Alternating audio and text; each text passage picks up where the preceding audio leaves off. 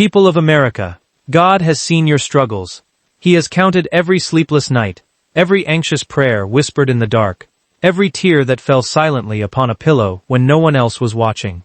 He has seen the mother who works 2 jobs and still cannot make ends meet, the father who lies awake wondering how he will pay the bills this month, the young man who graduated with dreams as wide as the sky, only to find those dreams narrowed by circumstance, the elderly widow who counts her pills because she cannot afford to take them all. God has seen it all. Not one struggle has escaped his notice. Not one groan of the heart has gone unheard. And I stand before you today to declare, with every fiber of conviction in my soul, that your way to deliverance is about to open. I know what some of you are feeling right now. You are tired. You are weary from carrying burdens that were never meant for one pair of shoulders to bear. Alone. You have watched the news and felt your stomach tighten with worry. You have looked at your children and wondered what kind of world you are leaving them.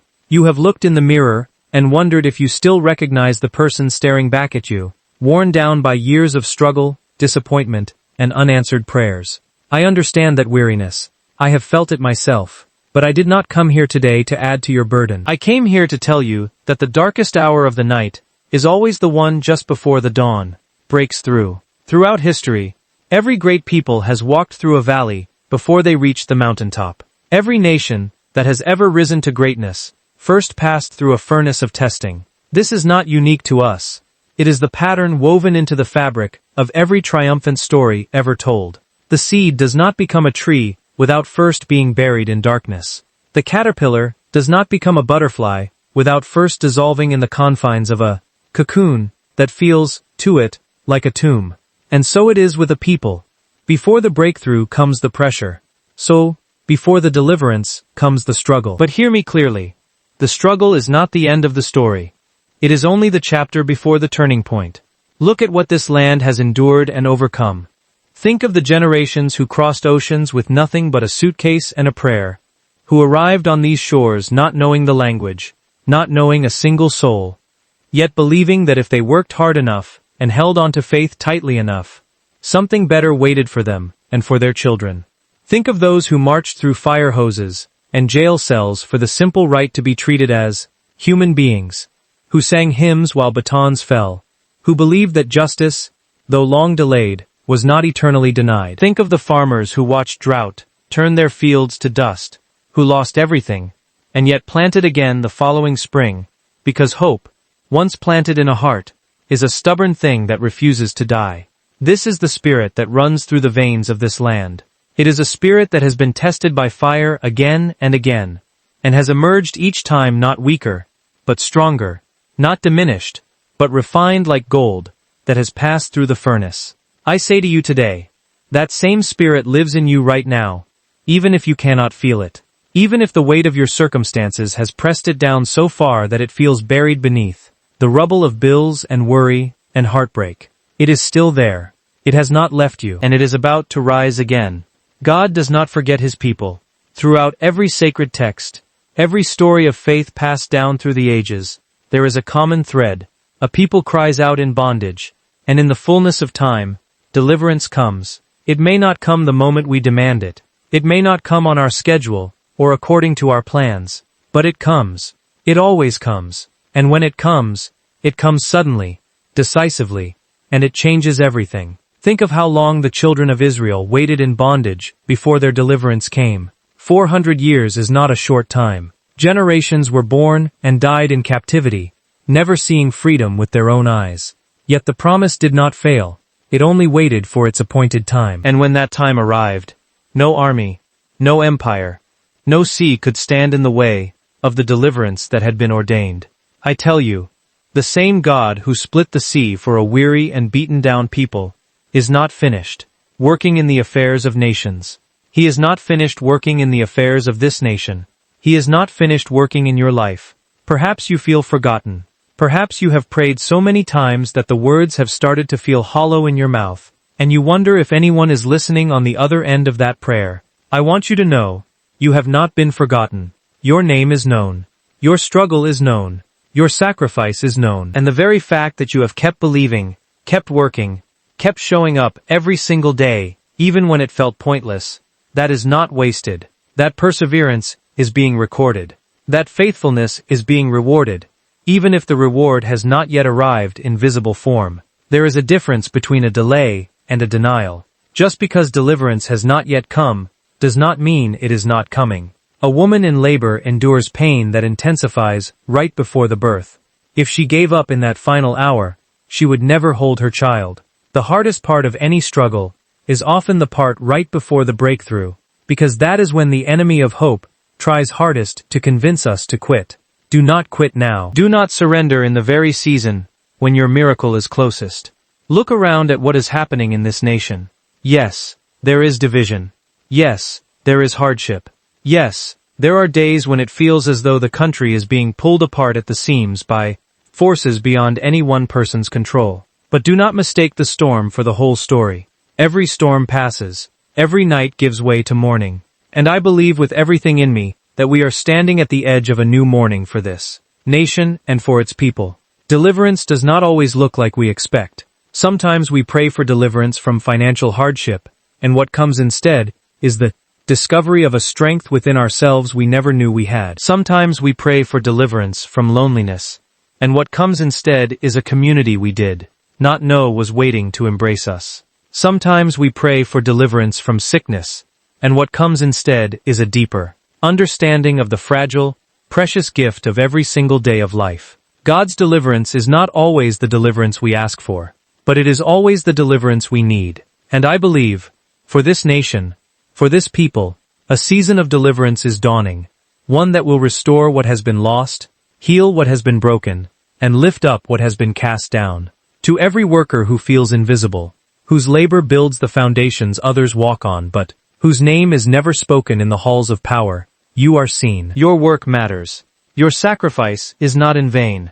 To every parent who lies awake, wondering how to provide, how to protect, how to guide a child through a world that seems to grow more complicated by the day, your love is not wasted. It is planting seeds that will bloom in ways you may not see for years, but they will bloom. To every young person who wonders if there is a place for you in this world, who feels the crushing weight of expectation and uncertainty pressing down before your life has even truly begun, your future is not written yet. The page is still blank, and you hold the pen. To every person who has faced injustice and wondered if the scales would ever be balanced, they will be. Not because we are guaranteed an easy path, but because truth has a way of surfacing, and justice, though it may travel slowly, is relentless in its pursuit of the light. To every community that has been overlooked, underfunded, and underestimated, your moment is coming. The margins of society have always been where the greatest strength quietly gathers, waiting for its moment to rise and reshape the center. We must not let bitterness take root in our hearts during this waiting season. Bitterness is a poison that we drink hoping it will harm someone else, but it only destroys us from within. Instead, let us hold on to hope, even when hope feels foolish. Let us hold on to faith, even when faith feels fragile. Let us hold on to each other, because no one was ever meant to walk through struggle entirely alone. This is a call, not just to wait passively for deliverance, but to prepare ourselves for it. When the door opens, we must be ready to walk through it.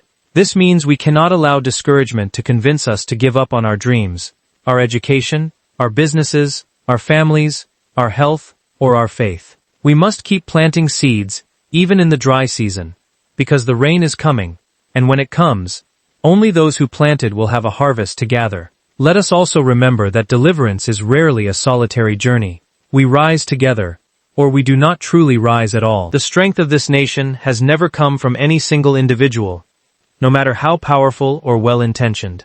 It has come from ordinary people choosing, again and again, to show up for one another. A neighbor bringing a meal to a grieving family, a stranger stopping to help change a flat tire in the rain, a community banding together to rebuild after a disaster has torn through a town.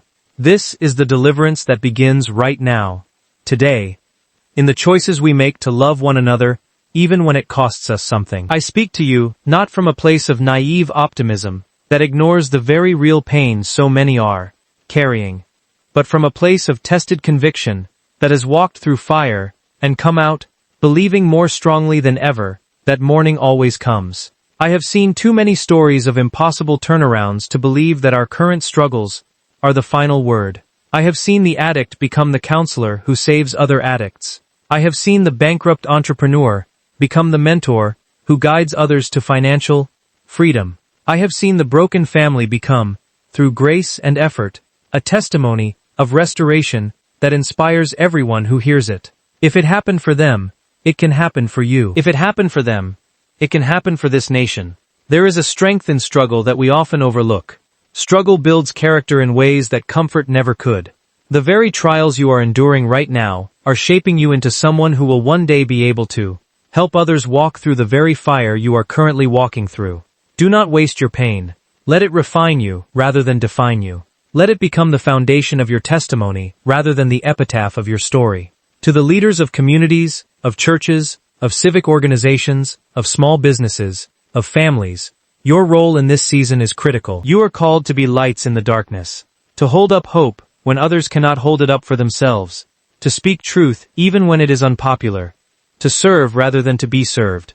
Deliverance for a whole people often depends on the courage of a few who are willing to stand and lead even when the outcome is uncertain. We must also examine our own hearts in this season. Deliverance is not merely about external circumstances changing. It is also about internal transformation. A people who are delivered from hardship but remain unchanged in their character will simply recreate the same struggles in a new form. Let this season be one not only of external breakthrough, but of internal renewal, a rediscovery of compassion, of integrity, of gratitude, of humility. Let us become people worthy of the deliverance we are asking for. I want to speak directly now to those who feel they have no strength left to keep going. I know the exhaustion that comes from fighting a battle that seems to have no end in sight. I know what it is to pray until the words run dry, and to hope until hope itself feels like a burden, too heavy to carry another day. To you, I say, you do not have to feel strong to keep going. You simply have to keep going. Strength often arrives after the step is taken, not before. Take the step anyway. Trust that the strength will meet you there. Consider the changing of the seasons. Winter does not last forever, no matter how brutal or how long it seems while we are living through it. The trees that appear dead in January are not dead at all. They are gathering strength beneath the surface, preparing for the burst of green that will astonish us in the spring. Your life right now may look like winter, but I promise you, spring is not a myth. Spring is a certainty. It has never failed to come, not once in all of human history, and it will not fail to come for you. This nation has weathered wars, depressions, plagues, and periods of deep division that many thought would tear it apart permanently. And yet, here we stand. Bruised, yes. Scarred, certainly. But standing. That endurance is itself a form of deliverance already accomplished, and it is proof that greater deliverance still lies ahead. Let us not grow weary in doing good, for in due season we shall reap a harvest if we do not give up. This is not simply poetic language. It is a principle woven into the very order of creation. Effort sustained over time, faith held onto through the darkness, love extended even when it is not returned. These things do not disappear into nothingness. They accumulate, they build, and at the appointed time, they produce a harvest so abundant that it makes every season of sowing worthwhile. To every person listening who has felt invisible in their suffering, hear this clearly. Your story is not over. The chapter you are living in right now is not the final chapter. There are pages yet to be written, and I believe with everything in me that the chapters ahead will tell a story of restoration, of breakthrough, of joy that outweighs the sorrow that came before it. Let us stand together in this moment, not divided by fear, but united by hope. Let us choose to believe, even when believing feels difficult, that something better is coming. Let us choose to work, even when the results are not yet visible, trusting that the labor is not in vain. Let us choose to love one another, even across our differences, because love is the very force that will carry us through to the other side of this struggle. People of America, I say to you again, God has seen your struggles. Every single one, and I believe, with a conviction that cannot be shaken, that your way to deliverance is about to open. Not because the road ahead will be free of challenges, but because the same power that has carried this people through every trial in the past has not run out of strength. It has not grown tired. It has not forgotten its promise. So lift up your heads, straighten your shoulders, take a deep breath, and take the next step forward. Whatever that step looks like for you today. Whether it is applying for that job, going back to school, reconciling with a family member, starting that business, or simply getting out of bed and facing another day with a little more than you had yesterday. Take the step. Deliverance often arrives, not as a lightning bolt from the sky, but as a door that opens, because someone had the courage to walk toward it, even while it was still closed. I believe in you. I believe in this nation. And most of all, I believe in the God who has never once abandoned a people, who continued to hope, to work, and to believe, even in their darkest hour. Your struggle has been seen, your prayers have been heard, and your deliverance, I declare to you today, is on its way. Hold on a little longer. The morning is coming. The door is opening. And when it opens, may we walk through it together. Not as strangers divided by circumstance, but as one people, bound by struggle, refined by faith, and ready, at last, for the deliverance we have waited so long to see.